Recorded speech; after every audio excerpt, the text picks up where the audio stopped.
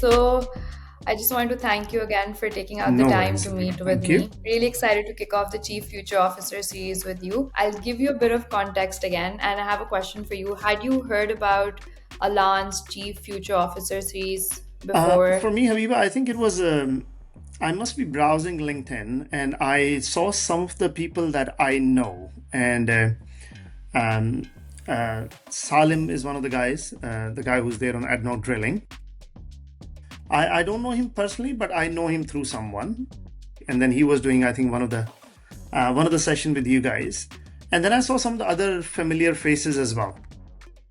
And then I just really looked into that and then reached out to you guys saying, "Oh, can I be part of the series as well?" Yeah, Great, Shaheen. I'm really glad that we're finally doing this. likewise. I'll tell you a little bit about Alan and why. Okay, so Alan is a spend management and corporate card platform, and community as is at the heart of what we do at Alan. So we always wanted to have a platform where top leaders in the Middle East in finance could come together and just share their, experiences, insights with other folks in finance who Got it. really look up to you guys.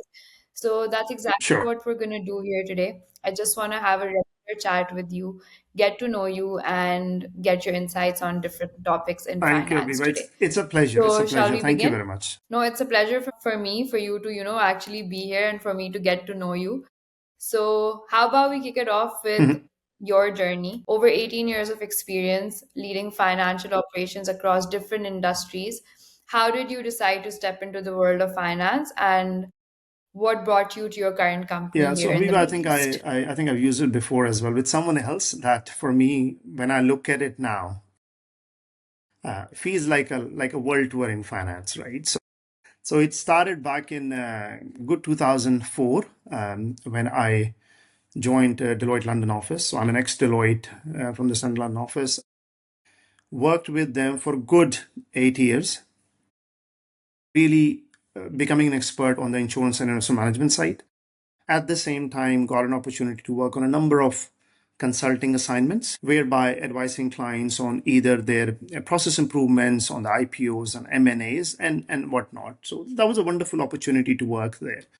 But I think one thing which was interesting, Habiba, was that you work with all these clients, you advise them on a number of things, but in a lot of the cases, you don't kind of see the other side of it when it gets implemented. You don't get to see, you don't generally we were not part of that end joy, if you like, right? So that Execution. was always used to be in my mind. All right, can I be on the other side of the table, whereby I think about all these lovely things that we tell the clients, and then we become part of the implementation as well, and then we are at the end where we are celebrating this all being done.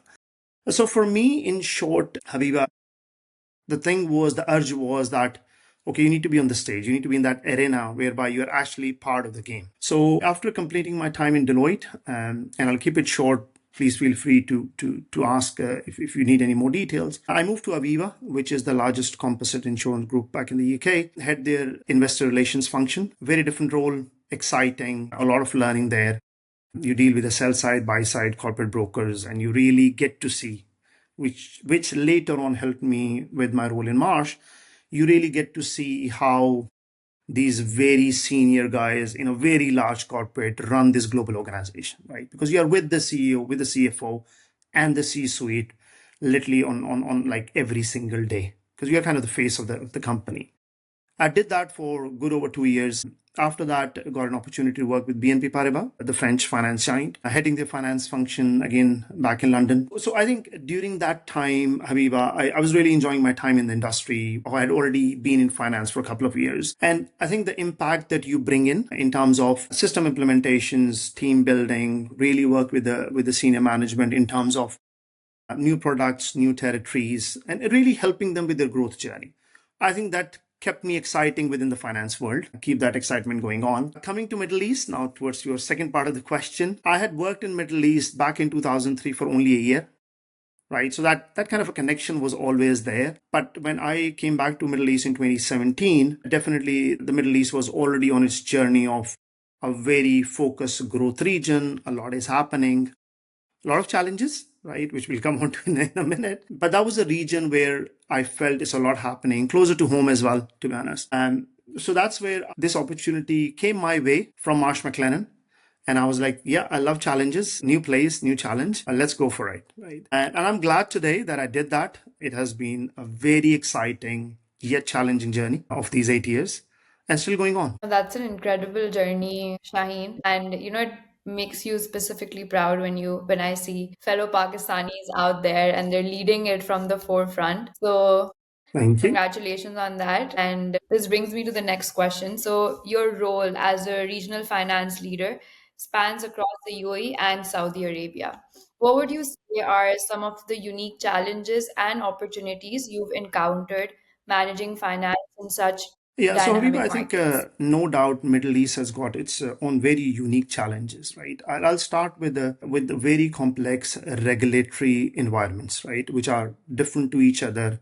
And at times, the regulators, specifically, if I were to quote KSA a couple of years ago, especially, when they were actually really learning how to regulate the firms, both on a tax and the non-tax side, it was not easy.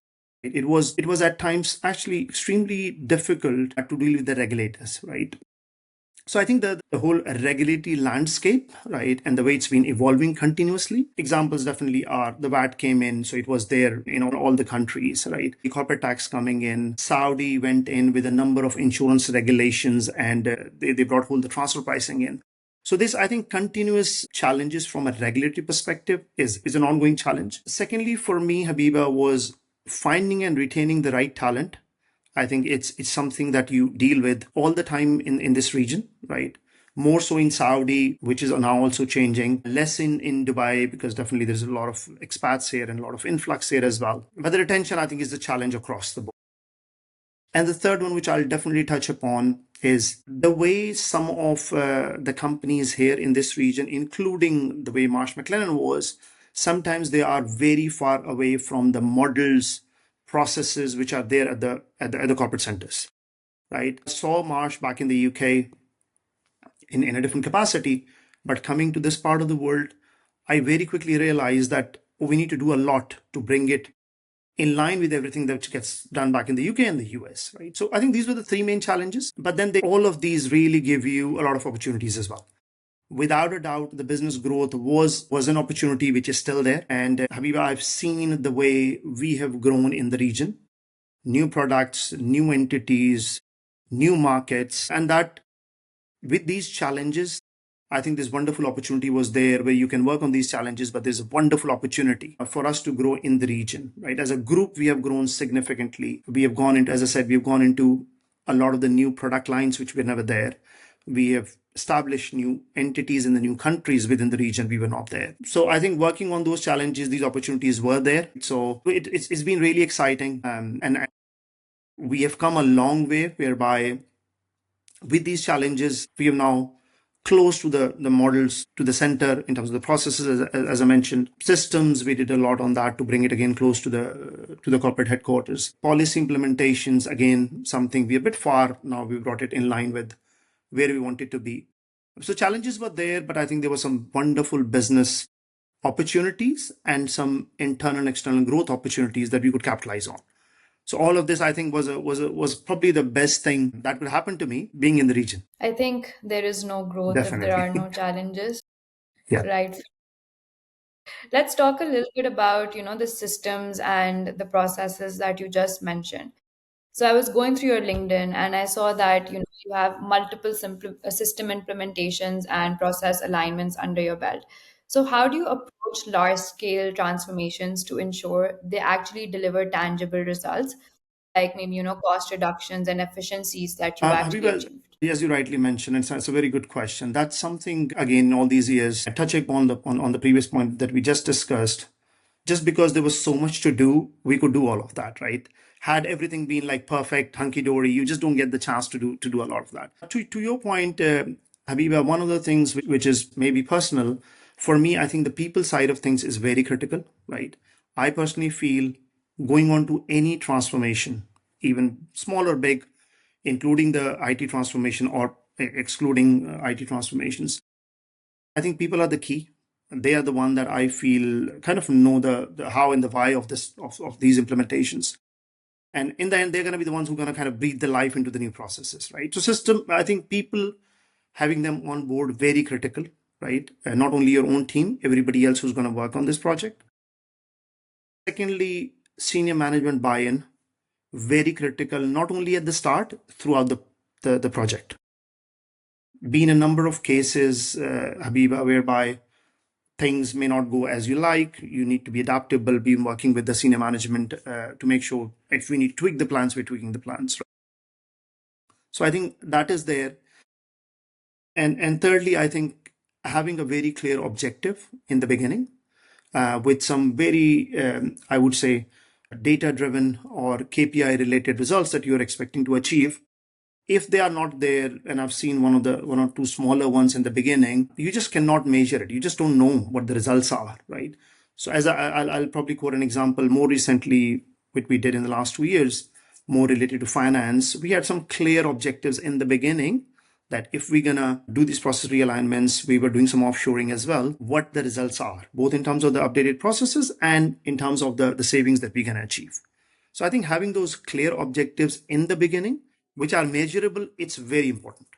So I think these were the three things, Habiba, I would have in my mind if I were to jump onto any transformation, smaller by. Let's talk a little bit about the second point that you mentioned, which is stakeholder management. So I'm sure you present strategic insights to the board and CEOs. What's your approach to, actually delivering that complex financial data to those non-financial stakeholders? How do you go You're about actually it? bringing a lot of memories back with this question. Some of the good and some of the bad ones as well, to be honest. All the board meetings are not going to go as planned as you'd want them to be, right? And there's been some interesting ones, I'd say, and you learn from all of those. So for me, Habiba, I think it's the clarity and the relevance probably are the two key words. As I was thinking about this question earlier, clarity, very, very important. And I think the relevance of what you're presenting is extremely important, right? And I'll give you some very simple things that I do when I'm getting ready for the board, for any boards. And I'll mention, Habiba, that there are actually quite a few of them that I end up going to. It's because we've got multiple businesses with multiple entities, regulated, non-regulated, DFC, non-DFC, Saudi, insurance, reinsurance, Yeah. Mercer, Oliver Wyman. So you got this group which is very diverse group with very diverse base of stakeholders, very diverse base of stakeholders. I've not seen many companies with such a different set of stakeholders, if you like, right? And that is because their businesses are different. So I think going to these different boards with different hats on, it's the clarity and I think the relevance has always been key. Keep it simple, right? Don't use jargons. Don't expect people they would know what I'm talking about, right? Now he's 15. I've got a 15-year-old son, and then I've got a 13-year-old and another 4-year-old. So I would be like, and none of them are finance related people. They're definitely, they all are still in their school days. If I were to explain it to them, would they get it? Right. So having that mindset, not that you've got some very senior business guys sitting there, but they're not learning the IFRS in their early days. So don't use jargons, keep it nice and simple. Simple charts, don't make it complex, and try to tell us because link that story, and that's been multiple times we've used it. Link the story to what's going on in the market because the people who are sitting in the board, CEOs, the board, the chairman, they know the market, they know the business very well. So if you link it to that, then they would get it pretty quickly. And one other things that I work very closely with the CEOs here as well is try to link the story to some of the previous boards as well, right? Or some of the previous presentations because then they are easily able to get the context and they're really then able to kind of understand everything that you're talking about. So I think these were some simple tricks Yeah, that connect. I generally use whenever a board meeting is coming up or an executive committee meeting is coming up, which, as I said, Aviva, there are quite a few of them. Almost every month there is one going on. No, I think that's a great strategy, thinking about how they're like your kids who don't understand anything about finance and then just like making it layman for everyone. Makes sense. Okay, so Marsh McLennan is a global leader, right? How has participating in the Leadership Exploration and Development Program in New York influenced your leadership style and your approach to managing teams across different Habiba, I think geographies? before I answer that, I would say this was the best. Within my time in March, that was the best thing that could happen to me. And I really feel lucky that I was selected for that. Definitely, I had my own way of leading my teams, which I was doing for a couple of years. But then you go in our corporate headquarters, and they are in Midtown Manhattan, and you actually get to see some of the very, very senior people that you've only heard the name of, right? And then and we were there for good 10 days and spending time with them, understanding really from their perspective the way they run the organization, right? The way they lead a global organization of 75,000 people. That gives you a completely different perspective. For me, the highlight, Habiba, was they made us explore our own way of leading, right? And then learn from some of the very, very, I think, prominent and famous and I think very impactful external leaders, and then from internal as well, right? So, and one thing which is very relevant to your question as well, that you are kind of hearing it and listening and learning from the people who are not running one geography, two geographies. They are running an organization of 150 countries. So you really get to see that. So I think seeing that, working with them, spending time with them for 10 days really, really helped me to understand kind of how they run it at that level. And a couple of changes which I definitely did when I came back is one of the things is listen more, right? That was one of my key lessons. Listen more to your teams, different teams that you've got in the region. Stakeholder management, I always think I was doing a good job, but I think I learned that there is a lot more that you can do working with the stakeholders, senior stakeholders, right? And I think clarity of your message was the third quite important piece that I learned when I came back from there. And I think one what they did in the end, Habiba, to us is we were brought together with some very senior leadership team in groups, and then we were asked to present a case studies to the guys really at the top. That was another highlight towards the culmination of the program. They were like, okay, now you learned it all, you've seen us all. Now, if you were to do a global CFO role, how are you going to deal with this, right? So that challenge was such a lovely one that okay, now I'm in that with that hat on. If I had to run this organization, how would I present the case to the investors, to the audit committee, to the global CEO, right? So, I mean, really putting you into that situation. That was a great highlight, Habiba. So, I think a lot of wonderful learnings from there, and I still cherish the time that I spent in that course. That sounds incredible, honestly. Like actually being able to, put yourself in their shoes and To then them, present exactly. it to It was them great, Habiba. because they Great. It was were lovely. ready. It was a wonderful opportunity. Yeah, definitely. Okay, Shine, you've driven significant cost savings through system automation and team realignments. What do you think are the critical steps CFOs should take to achieve similar operational efficiencies across the board? For me, Habiba, I think the answer would be pretty similar to what we have discussed internally on the transformations, right?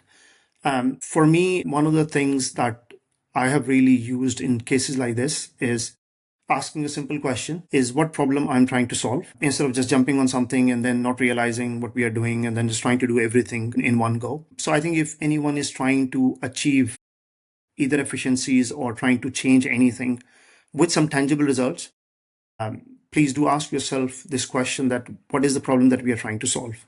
I think internally bringing everybody on board, which was the people side of things that I touched upon, has been critical as well. And the management kind of buy-in, Habiba, I think was kind of the three things I would. I know it's a bit of a repetition of the question that we discussed earlier, but these were the things I have always utilized, Habiba, as the levers for me to deliver some of these savings, some of these large transformation projects or improvements that came my way. Shine, what would you say has been your biggest transformational project at Marsh so far? We recently did, and it's just been a couple of months. We recently implemented a global revenue system in one of our segments. I wouldn't call it a group. Sorry, I wouldn't call it a company because it's the group that we are talking about. Along with bringing all the all the process changes and improvements, we had to implement all of that as well, and that resulted in changes in roles for a lot of colleagues as well. Right, so it was a system plus the processes and the people side of things was involved as well. It was a global project, and we were running the Middle Eastern region for that.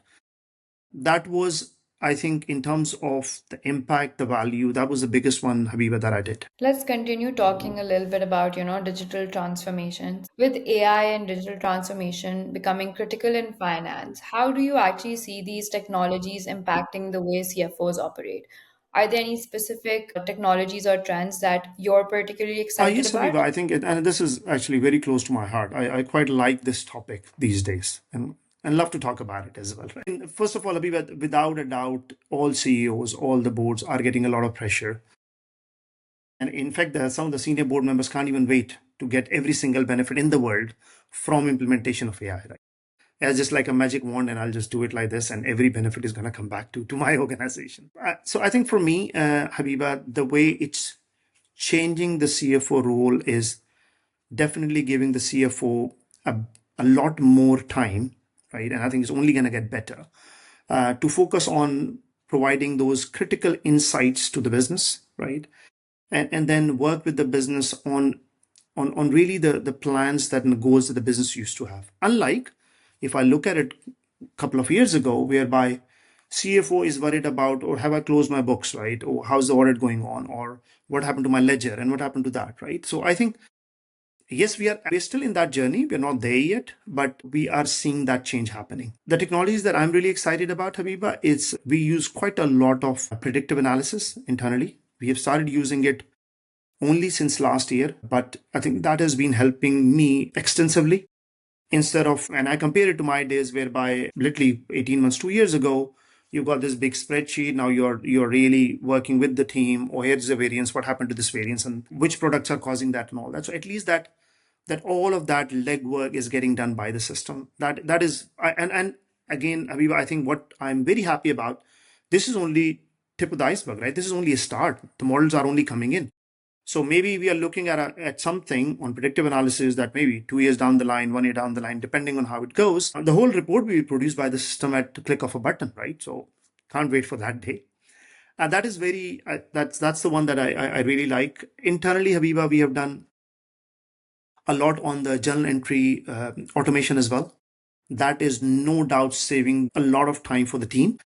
Again, if I compare it to 2 years ago, whereby team has got this huge list of journal entries, they're going to pass all day, and then they will literally be just worrying about which entry is done, not done, how is it done, approved, not approved. I think they have moved on from that, whereby a lot of the recurring ones gets auto approved, anomalies gets identified by the system. We've got this internal tool we've implemented last year that is really helping the teams to come out of this very monotonous day-to-day type work, and now they help me in understanding the numbers, the change in the numbers, and provide me those insights, which honestly, if I look at 3 years ago, I wouldn't even think about some of the junior members of the team even talking about those, right? You will only think that they'll just come back to you with an entry which is missing. So I think predictive analysis, without a doubt, Habiba, and this some of the automation in either the general processing, and we can always extend to which we have internally done, the review of expenses, the way system is now doing it, AI is doing it, right? Some of those basic checks, they all are saving time for a lot of people. Anomaly detection is another one which we have started using internally, which again is linked to our journal entry as well, where the system would identify if the journal is not looking right, the amount is different, why is it different?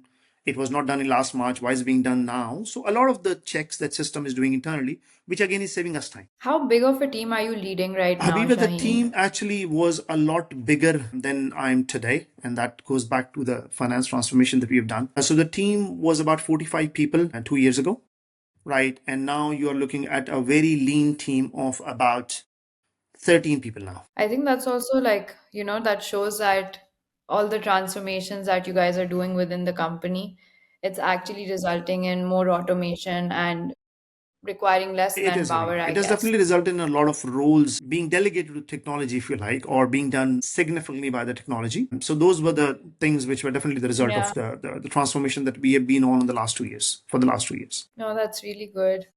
Okay, Shine, we're at 30 minutes mark. I don't want to take a lot of time, but I Sure, still have sure, two more please. Go ahead. questions Yeah. for you. So the Middle East is becoming a hub for global business innovation. How do you see finance functions adapting to this evolving landscape? And what role do you think Marsh is playing in this For transformation? us, Habiba, without a doubt, as you said, the Middle East is becoming a hub for innovation, right? But we do get this benefit of being part of a global organization which is based out of the US. So they've been thinking about a lot of these things already, right? So we get that base whereby they've been working on a lot of internal technologies, which we get the benefit of. I'll quote an example of our internal chat GPT like tool, which is is actually pretty advanced. It's not like another just chat GPT produced by someone. It's come a long way. So we've got those internal tools, right? So for us, I think the way we are approaching it, that we are fully ready for to take the benefit of this innovation happening in the region. Seven We are of at the us senior forefront in partners, of which there's from an only one organization guy, and the perspective, rest are all and again women. because of the scale that we have and the Yeah, organization which is there at the back, you should. Yeah. to lead when it comes to the finance technology. As I said, almost, if not every use case, Habiba, we are already have either experience or planning to experience almost every single use case of AI slash Gen AI that we see or hear about in a finance world, right? As I mentioned, predictive analysis, automation of the journals, right?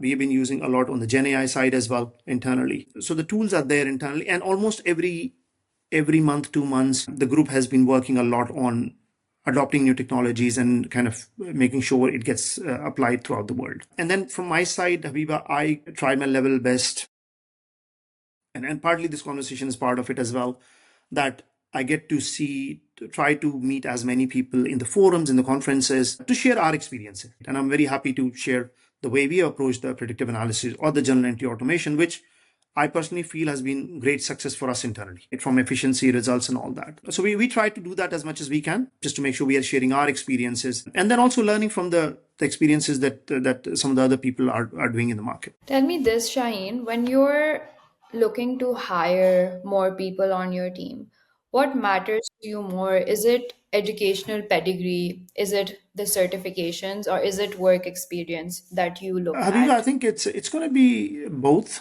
right? I think for someone to start, we are still in that world whereby I think the educational background would matter, but I think experience would be very critical as well. But I would add one more thing, Habiba. I think it's the it may sound theoretical, but for us, especially in my team, I think the personality matters quite a lot as well. Yeah, because I culture is quite key for us internally, and it really is. So we look at someone who can come into the team, be part of the culture. Definitely can always bring improvements and converse suggest better things to do. But I think we are very very conscious when hiring and making sure that we don't bring someone, I mean, who'll bring any negativity or something. You see what I mean? So that can have any negative impact on the culture of the team, right? Because we feel that we've got a wonderful culture internally. People thrive, they learn, they develop, and they really like working, right? So I think that's quite key for me as well when speaking to someone about a role. No, definitely. I think one has to be a cultural fit in any company, given what the culture of the company is. Shine, this brings us to the end of the interview. Thank you so much Thank you again very much, for Habiba. doing this. Thank you. Thank you, Shaheen. Thank you again Cheers. for taking out the time. Take care. Have Thank like you. Thanks. Speak a to you later, great Habiba. time. Cheers. Thanks for your time. Bye.